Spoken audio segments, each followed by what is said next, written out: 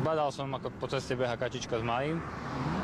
Zastal som a v kanáli som videl, že sa pohybujú ďalšie malé.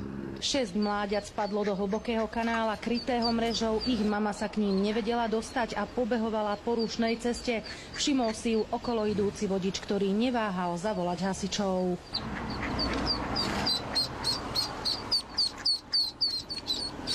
Za mamičkou. Moje, aké si rýchle. Zlaté to je. Upozorňovali odstavenými blikajúcimi autami okolo idúcich vodičov na to, že sa na ceste niečo deje, aby spomalili. Ďalšie mláďa uviazlo na druhej strane cesty. Hasiči liezli do kanála popri autách, ktoré cestou prechádzali. V premávke si tak museli dávať pozor aj sami na seba.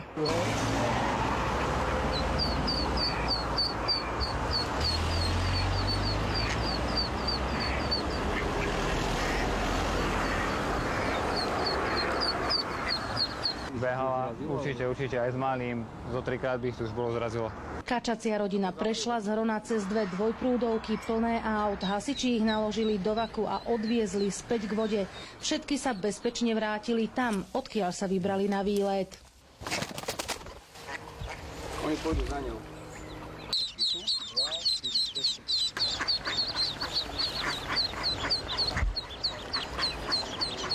Z Banskej Bystrice Katarína Kováčiková, televízia JOJ.